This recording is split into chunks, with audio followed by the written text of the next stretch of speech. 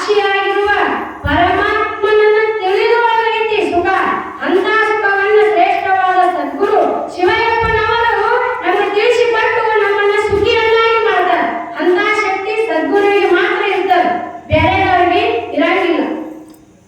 ಇವ ಆ ಮಂತ್ರವನ್ನು ತಗೊಂಡು ಅರಮನೆಗೆ ಬಂದು ಅಲ್ಲಿ ಸ್ವಲ್ಪ 2 ದಿನದ ನಂತರ ಏನಾಗ್ತದಂದ್ರೆ ಮಗ ಯುದ್ಧಕ್ಕೆ ಹೋಗೋ ಸಂದರ್ಭ ಬರ್ತದೆ. ಯುದ್ಧಕ್ಕೆ ಮತ್ತೆ ಯುವರಾಜ ಮತ್ತೆ ಯುದ್ಧಕ್ಕೆ ಹೋಗೋ ಸಂದರ್ಭ ಬರ್ತದ. ಅವಾಗ ಅರಮನೆ ಎಲ್ಲ ಆನಂದದಿಂದ ತುಂಬಿರ್ತದೆ. ಹೆಂಗಂದ್ರೆ ಎಲ್ಲರೂ ಅವನನ್ನ ಆರತಿ ಬೆಳಗುದೇನೋ, ಅವನಿಗೆ ಹೂವ ಚೆಲ್ಲುವುದೇನೋ ಎಲ್ಲ ಸಂಭ್ರಮದಿಂದ ಅವನನ್ನ ಯುದ್ಧಕ್ಕೆ ಬೀಳ್ಕೊಡ್ತಾರೆ, ಯುದ್ಧಕ್ಕೆ ಕಳಿಸ್ತಾರೆ ರಾಜನ ಮಗನ. ಅವಾಗ ಆ ಸಂದರ್ಭದೊಳಗ ಈ ರಾಜ ಏನ್ ಮಾಡ್ತಾನಂದ್ರ ಗುರುವಿನ ಬರೆದು ಕೊಟ್ಟಂತ ಆ ಹಾಳೆಯನ್ನ ತೆಗಿತಾನ. ಸುಖ ಬಂದಾಗೂ ಹಾಳಿ ತೆಗೆದು ನೋಡು, ದುಃಖ ಬಂದಾಗೂ ಹಾಳಿ ತೆಗೆದು ನೋಡು ಅಂತ ಹೇಳ್ತಾನ ಗುರು.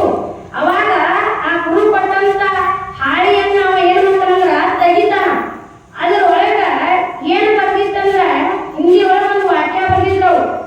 ಏನ್ ಬರ್ದಿದ್ರಂದ್ರ ಯಹ ಬೀಜ ಅಂತ ಬರ್ದಿದ್ರು. ಯಹ ಬೀಜ ಅಂದ್ರ ಇದು ಕೂಡ ಹೋಗುತ್ತದೆ ಅಂತ ಬರ್ದಿದ್ರು. ಅದ್ರ ಅರ್ಥ ಇದ 12. ಅವ ಅದನ್ನ ನೋಡಿದ ಆ ಸಂದರ್ಭದೊಳಗ ಅವ ಏನ್ ಮಾಡಿದಂದ್ರ ಹಿಂಗ ಬರ್ದಾರಂದ್ರ ನಾ ಇದೇನು ಸುಖ ಐತಲ್ಲ ನಾ ಇದ್ರೊಳಗೂ ಬೆರಿಬಾರ್ದು ಸಾಕ್ಷಿಯಾಗಿ ನಿಂತವಲ್ಲಿ. ಮುಂದೆ ಮತ್ತೆ ಒಂದು ಸ್ವಲ್ಪ ದಿನಗಳ ಕಳೆದು ಅವಾಗ ಅಲ್ಲೇನಾಗ್ತಂದ್ರ ಅದೇ ಯುವರಾಜ ರಾಜನ ಮಗ ಯುದ್ಧಕ್ಕೆ ಹೋಗಿದ್ದ. ಮತ್ತೊಮ್ಮೆ ಯುದ್ಧಕ್ಕೆ ಹೋದಾಗ ಅಲ್ಲಿ ಏನಾಗ್ತದಂದ್ರ ಅವ ವೀರ ಮರಣವನ್ನು ಹೊಂದನ. ಅಲ್ಲಿ ಮರಣವನ್ನೇ ಹೊಂದಿ ಬಿಡ್ತಾನ ರಾಜನ ಮಗ. ಆ ಸಂದರ್ಭದೊಳಗ ಆ ಅರಮನೆ ಶೋಕದೊಳಗ ಅದರ ದುಃಖದೊಳಗ ಮುಳುಗಿಬಿಡ್ತಾರ. ಅದನ್ನ ನೋಡ್ತಾನಿವ. ಹೆಂಡತಿ ಅಳುತ್ತಿರ್ತಾಳ, ಬಂದವರು ಅಳುತ್ತಿರ್ತಾರ, ಎಲ್ಲರೂ ಅಳುತ್ತಿರ್ತಾರ, ದುಃಖದಿಂದ ತುಂಬಿರ್ತಾರ ಅರಮನೆ. ಅವಾಗ ಮತ್ತೊಮ್ಮೆ ಆ ಗುರು ಕೊಟ್ಟಂತ ಮಂತ್ರವನ್ನ ತೆಗೆದು ನೋಡ್ತಾನ. ಅಲ್ಲಿ ಮತ್ತ ಯಹ ಬೀಜಾಯಗ ಅಂತ ಬರೆದಿರ್ತಾರ. ಇದು ಕೂಡ ಹೋಗುತ್ತದೆ. ಇದರ ಅರ್ಥ ಏನಂದ್ರ ಮೊದಲ ಸುಖ ಬಂತು, ಇತ್ತು, ಹೋಯ್ತು. ಈ ದುಃಖ ಬಂದದ, ಇರ್ತದ, ಹೋಗ್ತದ. ಆದ್ರ ಸುಖ ಬರ್ಲಿ ಇರ್ಲಿ ಹೋಗ್ಲಿ, ದುಃಖ ಬರ್ಲಿ ಇರ್ಲಿ ಹೋಗ್ಲಿ, ಆದ್ರ ನಾವು ಅದರೊಳಗ ಬೆರೆತರ ನಮಗ ದುಃಖ ಆಗ್ತದ. ಈ ಸುಖ ದುಃಖಗಳಿಗೆ ನಾವು ಸಾಕ್ಷಿಯಾಗಿ ನಿಂತೀವಂದ್ರ ನಮಗ ದುಃಖ ಆಗೋದಿಲ್ಲ, ಸುಖ ಆಗ್ತದ, ಆನಂದ ಅನ್ನುವಂಥದ್ದು ಸಿಗುತ್ತದ. ಈ ಮಂತ್ರವನ್ನು ಕೊಡ್ಬೇಕಾದ್ರ ಗುರು ಇದರ ಅರ್ಥ ಇದ್ದ ನಮಗೆ ಕೊಟ್ಟಾನಂತೇಳಿ ಅವ ಅವತ್ತಿನ ದಿನ ಆನಂದ ಆತವನಿಗೆ. ಯಾಕಂದ್ರ ಸುಖ ಬರ್ಲಿ ಹೋಗ್ಲಿ, ದುಃಖ ಬರ್ಲಿ ಹೋಗ್ಲಿ, ನಾವು ಅಷ್ಟ ಇದ್ರೊಳಗ ಬೆರಿಬಾರ್ದು ಅನ್ನೋದು, ಬೆರಿಲಿಲ್ಲ. ಅವಾಗ ಅವನಿಗೆ ಆನಂದ. ಹೆಂಗಂದ್ರ ಎಂತ ಆನಂದವಾಯಿತು, ಬ್ರಹ್ಮಾಂಡವೇ ತುಂಬಿ ತುಳುಕಾಡಿತು. ಎಂತ ಆನಂದವಾಯಿತು, ಬ್ರಹ್ಮಾಂಡ